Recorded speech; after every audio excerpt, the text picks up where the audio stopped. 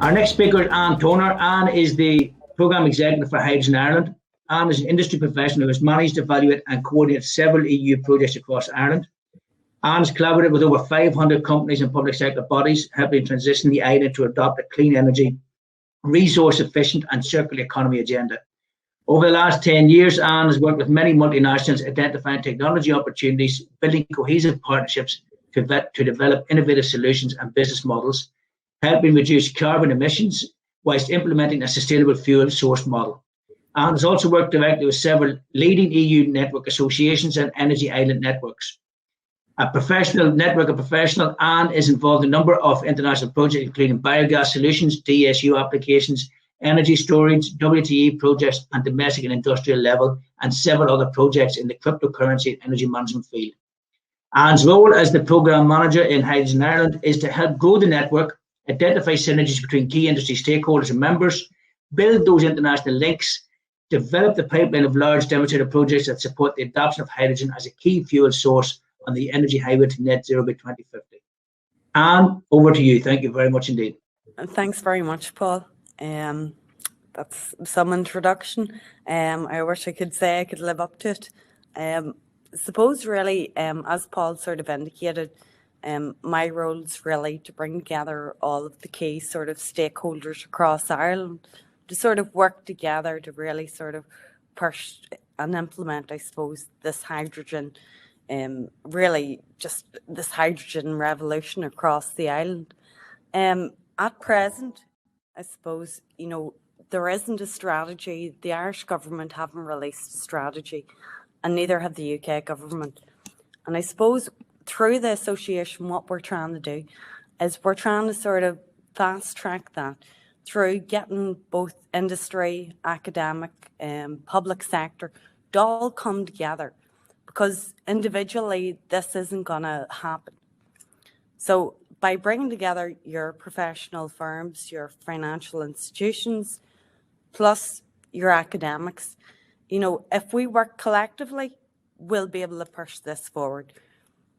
So I suppose just to give a wee bit of background, Hydrogen Ireland Association is a new national association that will act as a forum for the hydrogen community on the island of Ireland, both north and south. Again, as I've just indicated, you know, we'll be bringing together universities, research institutes and policymakers to create a voice for the forum for the hydrogen community. And I suppose under the overarching umbrella of the Hydrogen Association, European Hydrogen Association, Hydrogen Ireland will raise the profile of hydrogen and drive policy change, helping to secure clean, sustainable energy for the island of Ireland. Just moving on, in terms of who our members are, so we have quite a lot of students, we have academic partners, but we also have some of the biggest sort of financial institutions as well on board as members. And we have the professional firms too, as well as some of the leading OEMs, technology partners and multinational organisations. Some of the names I have up here at the minute, it's just really a handful of some of our members at present. To date, I think we have over 100 members as part of the association, which was only really officially launched in March. So we expect those numbers to grow over the coming months and year. So I suppose why Ireland? You know, you just have to look. You know, Ireland has one of the highest technical potentials of intermittent renewable energy production. And I suppose, you know, the cleanest form of hydrogen is through, you know, renewable energies. So we're perfectly positioned to be able to sort of spearhead within the sector.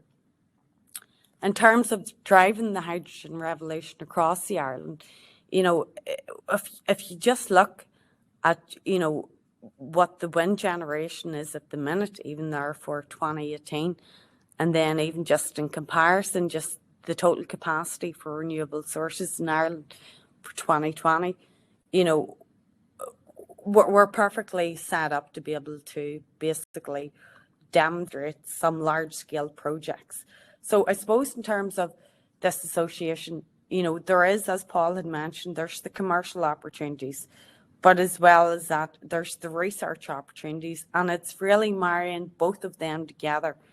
Because individually, SMEs aren't going to be able to do it alone.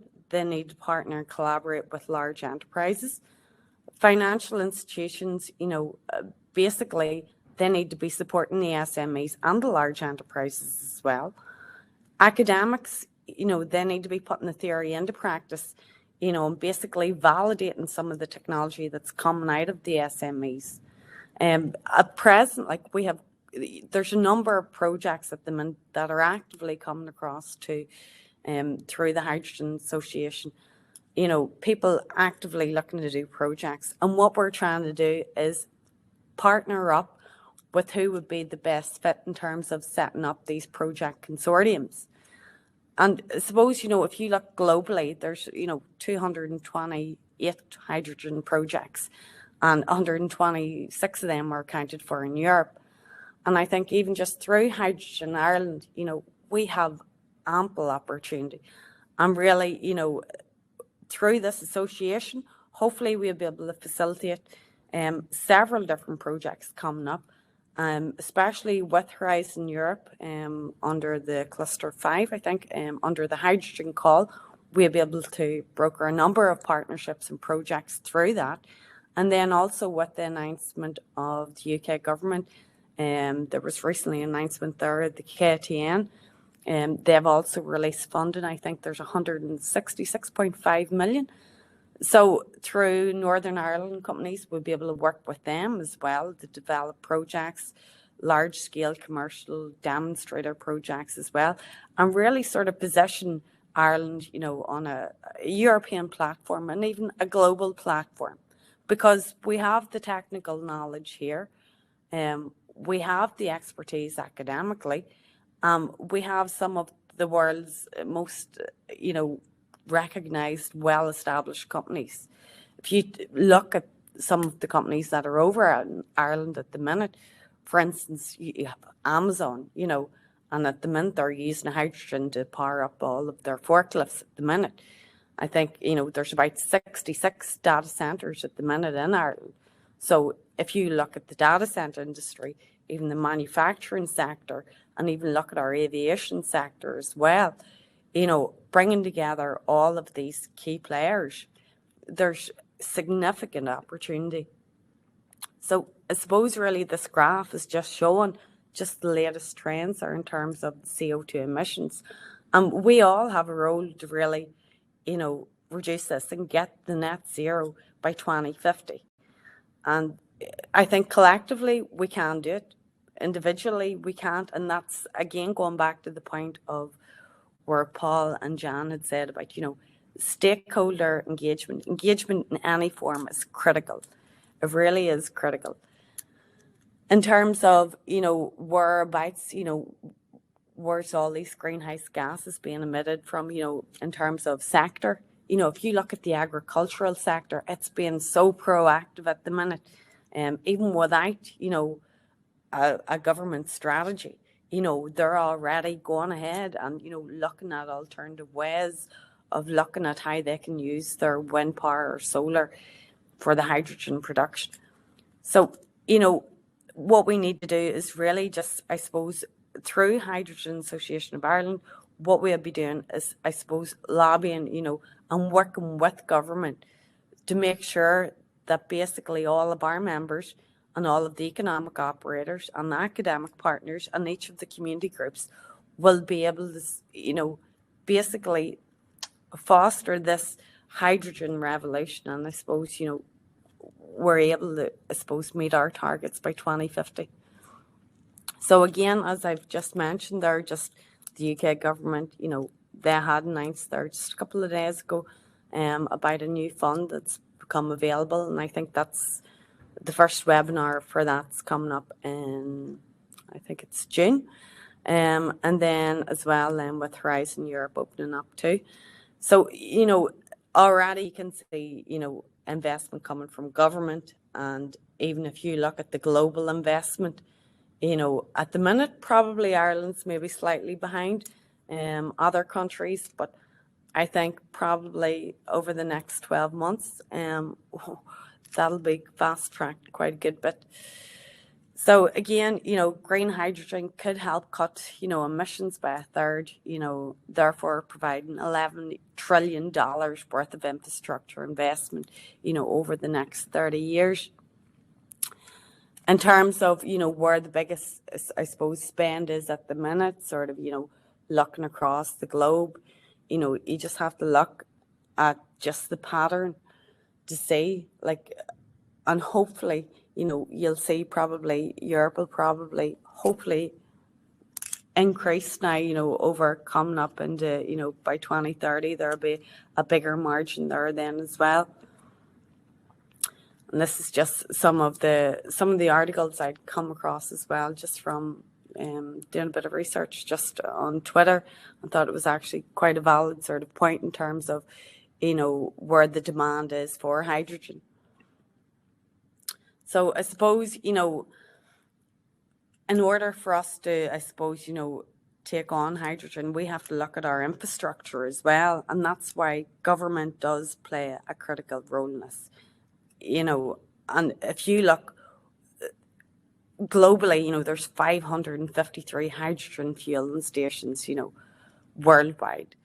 I think by 2030, Ireland is going to maybe try and achieve maybe up to the likes of maybe 80 stations, because if we haven't got this infrastructure, we're not going to be able to sort of push this agenda forward.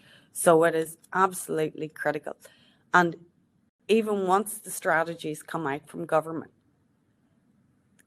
going to be completely reliant on industry sector to be able to come up with having the skill sets to implement these infrastructures, and in terms of the academic to bring this research, and implement it going forward, and with the SMEs as well to be able to just incorporate the technology too.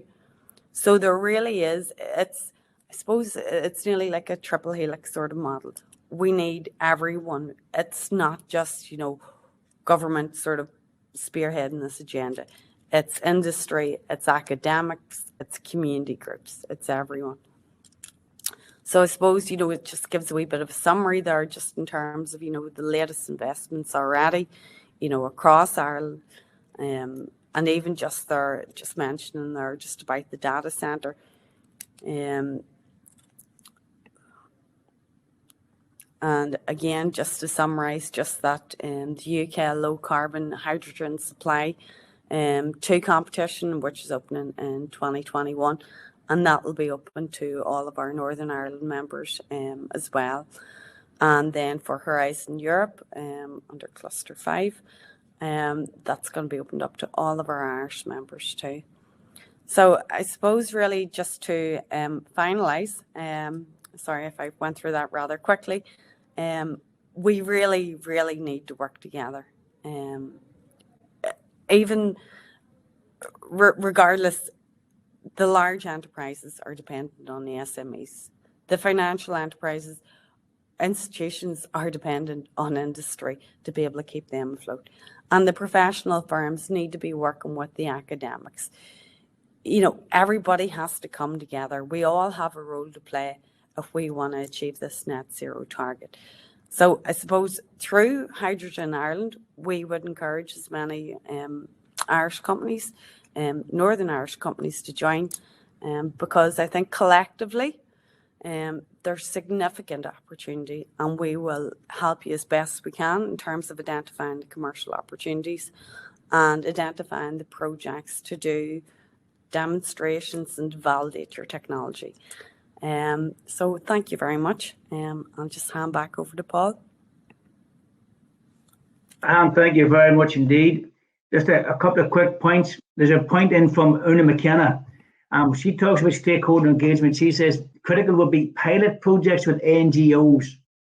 How critical would that be, and how would Hydrogen Ireland help play a part in that, not just in the national end, but in the international end, please, Anne?